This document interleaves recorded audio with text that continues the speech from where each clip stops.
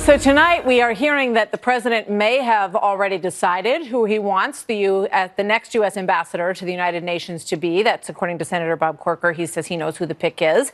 Ambassador Nikki Haley stunning everyone, really, by resigning yesterday. South Carolina Senator Lindsey Graham is Republican, of course, and member of the Senate Judiciary Committee, where you have seen him quite a bit lately, and also the Armed Services Committee. Senator, thank you so much for being here. It's great to have you with us, as always.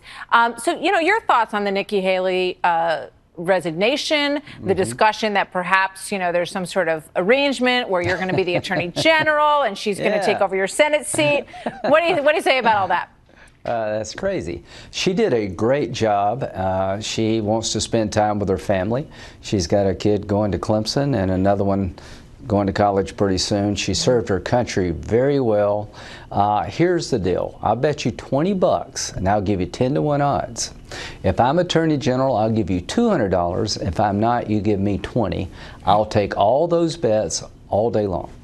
You have zero interest, as you said. Zero interest. Why? Doesn't it look like an attractive position right now? It's an honor to be considered for such a job, but I love the Senate. I think I can help the president there, help the people of South Carolina. This is exactly where I need to be and I want to be. And if the people of South Carolina keep me, I'll run for re-election in 2020 and keep doing what I'm doing. Did the president ask you himself? No, we talked about it. I said, listen, he said, why would anybody want to leave the Senate who does the job that you're doing? I said, Mr. President, I like where I'm at. I'm going to ask the people of South Carolina to hire me again in 2020. And I have no interest in being in the cabinet. I like the president. I want to help him. And I will do so as a senator from South Carolina if the people will keep me. Understood. Obviously, we've been through an incredibly contentious period during this entire Kavanaugh confirmation process, and it's gotten really ugly on a lot on both sides. Now there's discussion coming from some very prominent Democrats that incivility is acceptable in a way in these times. Here's Hillary Clinton.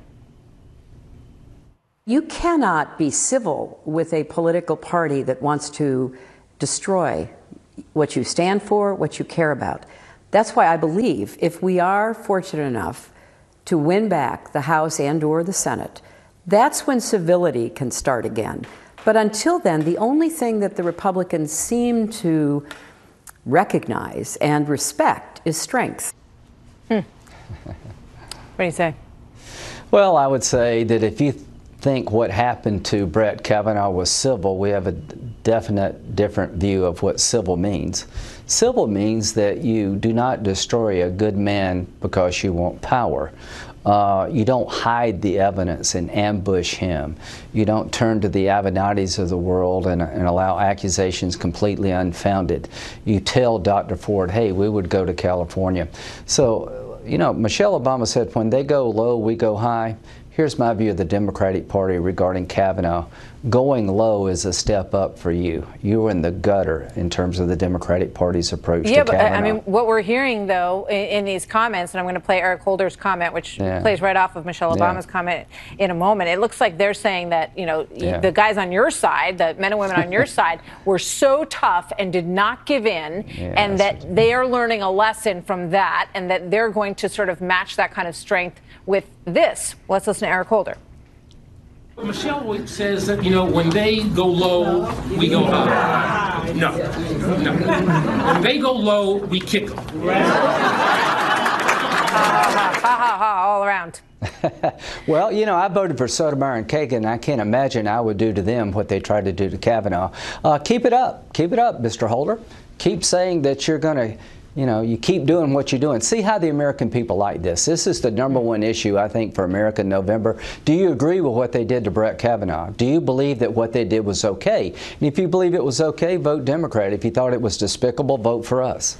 All right. I know that you spoke with, I'm switching over to another story now, which is with Jamal Khashoggi, who is believed to have been likely murdered in an embassy in Turkey, in the Saudi Arabian embassy in Turkey. This is a brutal story with big consequences. And I know you just spoke with the ambassador, correct? Yeah, I spoke to the Saudi ambassador, and it was a very unproductive phone call. It actually aggravated me more. It's pretty clear to me that something very bad happened to this man who is a dissident, just mild criticism. The Crown Prince is talking about a vision of 2030. on one hand, on the other hand, he's putting everybody in jail that says anything bad about him. If this happened, if they murdered this journalist who works for the Washington Post in a consulate in Istanbul, Turkey, that's a game changer for me. There's a tsunami building, a bipartisan tsunami building against Saudi Arabia. If they did this, then they'll be hell to pay.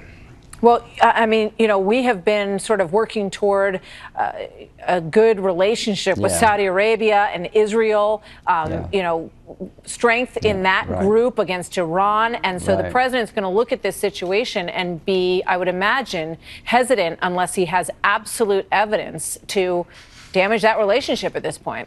What do you say to that? Well, I think he'll stand up for our values. At the end of the day, the cornerstone of our foreign policy has always been our values. You have to deal with bad people. That's just the way the world is. But the Congress is not going to tolerate this if it did happen. I've been a very strong ally of Saudi Arabia for all the reasons you just described, but I will not sit on the sidelines and watch every norm of the international law be violated. And if Saudi Arabia did this, then I will lead the charge to punish them as hard as I can. How can we find out? I just think 2 and 2 is 4. The guy went into the embassy at 1:15, gave his cell phone to his fiancée. He hasn't been heard from since, and their behavior regarding dissidents in general has been very oppressive. I think the burden's on Saudi Arabia to let us know what happened inside the embassy. Senator Graham, thank you very much. Good to see you tonight, as always. Thank you.